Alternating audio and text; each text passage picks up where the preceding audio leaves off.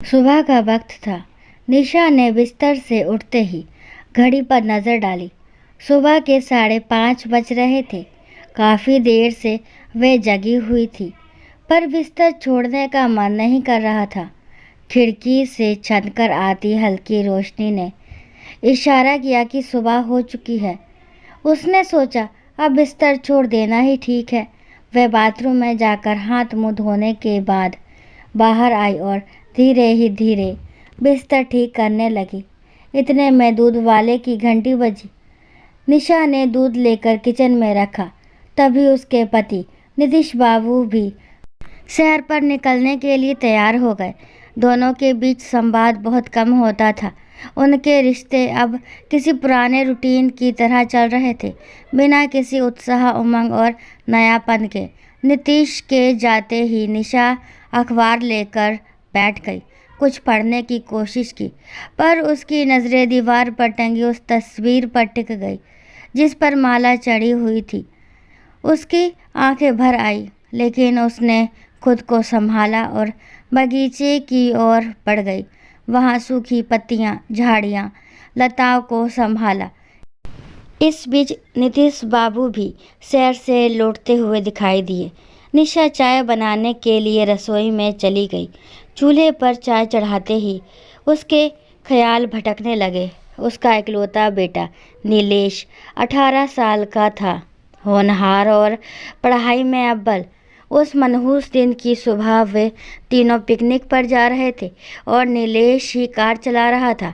निशा बार बार कह रही थी, गाड़ी धीरे चलाओ, लेकिन नीलेश शरारत भरी मुस्कान के साथ गाड़ी तेज करता जा रहा था। तभी अचानक एक ट्रक सामने आ गया। घबराकर नीलेश ने गाड़ी साइड में ली, लेकिन गाड़ी एक पेड़ से टकरा गई। अस्पताल पहुंचने के बावजूद नीलेश को बचाया नहीं जा सका। नीतीश और निशा को सिर्फ मामूली खरोंचें आई थी, लेकिन उनके जीवन का सबसे बड़ा नुकसान हो चुका था। भारी दिल से उन्होंने अपने बेटे के अंगों का दान कर दिया। समाज सेवा का जुनून जो उनमें पहले से था, उसने इस दुख को सहने का थोड़ी राहत देने की कोशिश की। वह समय निशा और नीतीश के लिए असहनीय था। महीनों उनकी आंखें सूखी नहीं थी। बेटे के बिना जीवन का कोई मकसद ही नहीं बचा था। खुद को संभालने के लिए उन्होंने पौधे लगाए और एक पप्पी पाला, लेकिन नीलेश का खालीपन कहीं ना कहीं हर वक्त उनके साथ था। तभी अचानक चाय उफनकर बाहर आने लगी और निशा की तंद्रा टूट गई। उसने जल्दी से गैस बंद की, चाय छानी और लॉन में बैठे नीतीश बाबू के पास ले आई। इतना बड़ा मकान, पर अब बस हम दोनों, नीतीश बाबू ने चाय पीते हुए कहा। सोचा था नीलेश की शादी के बाद बहू आएगी, पोते पोतियों की चहल पहल होगी, लेकिन अब। निशा ने भारी मन से कहा, क्यों ना ऊपर का हिस्सा किराए पर दे दें। नीतीश बाबू ने सुझाव दिया। किराए पर? निशा ने चौंकते हुए पूछा। हाँ, कम से कम घर में कुछ चहल पहल तो होगी, सुरक्षा भी रहेगी, और अगर हमें कहीं जाना पड़े तो घर खाली नहीं रहेगा, नीतीश बाबू ने समझाया। इसी बीच गेट खुलने की आवाज़ आई। सुनील वर्मा नाम का एक शख्स अंदर आ रहा था। करीब 35 साल का आकर्षक व्यक्तित्व वाला सुनील सलीके से गेट बंद करते हुए उनके सामने आकर बैठ गया। नमस्ते, मैं सुनील वर्मा। मैं आपका मकान किराए पर लेना चाहता हूँ, नीतीश बाबू ने पूछा। आपको कैसे पता चला कि हमारा मकान किराए पर है? मैं इधर से गुजरता रहता हूँ। मकान देखकर सोचा, पूछ लूँ। लोकेशन मुझे पसंद आई, सुनील ने जवाब दिया। नीतीश बाबू ने शर्तें रखते हुए कहा, शोर शराबा नहीं होगा, टीवी धीमे चलेगा और रात को समय पर लौटना होगा। हम शाकाहारी हैं, तो घर में मांसाहार नहीं चलेगा। किराया भी हमारे हिसाब से होगा। मुझे आपकी सारी शर्तें मंजूर हैं, बस आप इजाज़त दें तो मैं सामान ले आऊं। परिवार में मैं और मेरी पत्नी हैं, सुनील ने सहजता से कहा। कुछ ही दिनों में सुनील ने मकान में अपना सामान व्यवस्थित कर लिया। धीरे धीरे घर में रौनक लौटने लगी। सुनील और उसकी पत्नी शालू निशा और नीतीश बाबू का बहुत ख्याल रखते थे।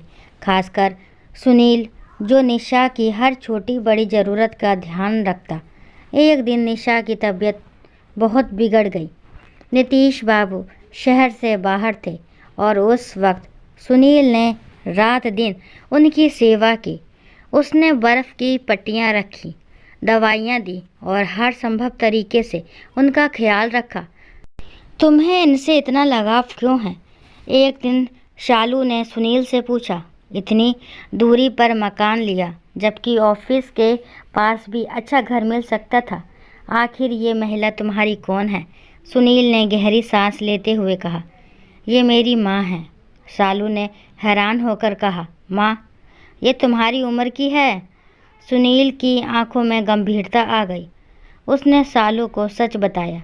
जब नीलेश का एक्सीडेंट हुआ था, तब उन्होंने अपने बेटे के अंगों का दान कर दिया था। उसी में से एक किडनी मेरे शरीर में प्रत्यारोपित की गई। उन्होंने बिना ये जाने के अंग किसे मिल रहा है, ये महान कार्य किया। मैं आज जो भी हूँ उन्हीं की वजह से हूँ। इसलिए मैंने ये मकान किराए पर लिया ताकि उनकी सेवा कर सकूँ। शालू निशब्द खड़ी रही। ये रिश्ता खून का नहीं था, लेकिन उससे कहीं ज़्यादा गहरा था। माँ और बेटे का अनोखा बंधन। निशा ने अपने बेटे के अंग देकर सुनील को दूसरी जिंदगी दी थी। ये सुनकर शालू की आंखों में आंसू आ गए। उसने निशा की ओर नए नज़रिए से देखा, न सिर्फ एक मकान मालिक के रूप में, बल्कि एक सच्ची माँ के रूप में।